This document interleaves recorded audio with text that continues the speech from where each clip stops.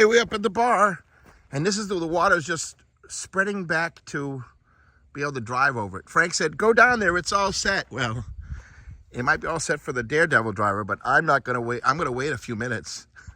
Over there, it looks like it's a little bit narrow, and though I could probably make it, I'm gonna wait a couple minutes.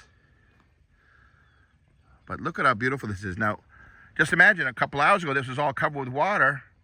A couple hours before that, it looked like it was a damn, well, obviously it's the sea.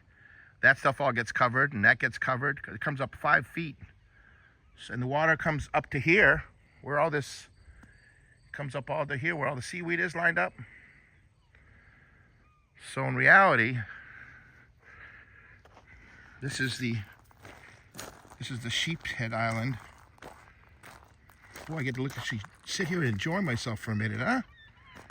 Just enjoy it and smell the coffee. Right there is the pier that Frank totally rebuilt the bottom of, and that guy built a beautiful job with the top. It's a long thing, and there's actually an aluminum thing that goes off that. It's like the floating, you know, the stairs that go down to the level of the water all the time. But it takes quite a little effort to put it in there, and we don't do it anymore, but someday someone will. And they want it, just not worth for us three. There's the boathouse. It's so cool. It's held up by some big poles and stuff. It was still standing, which blows me away, but what should be done with that is probably sent back about 20 or 30 or 40 feet and then turn it into a home. It's just so nostalgic. Or in reality, you could raise it where it is and you could have, but you know, the bottom is, it would be, I don't think it needs to be up close to the bottom. As long as it's an existing structure, they can't tell you to take it down. And it could be restored right where it sits, but the water goes right in there. It gets, I think it goes, well, when bad storms, it goes right in there.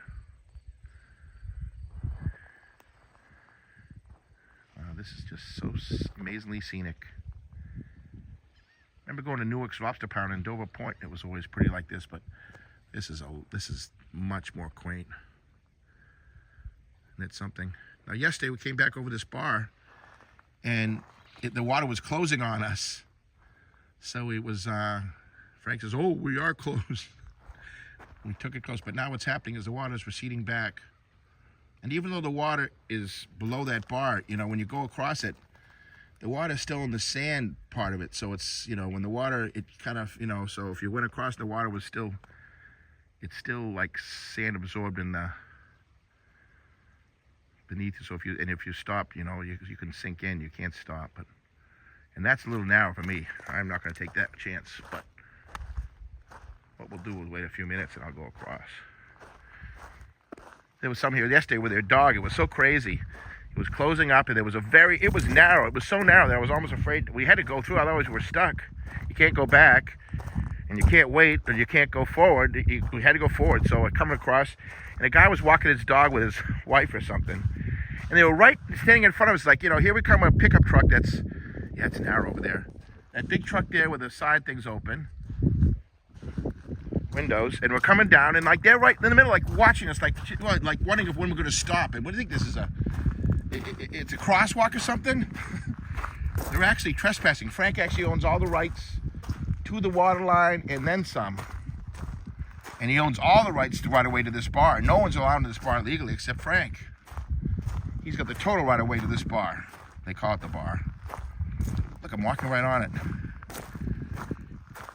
He says if you stand in here when the tide's coming up and the water starts hitting your feet, you get it to your, if you get it to your shins, and you'll be knocked over. He says it's extremely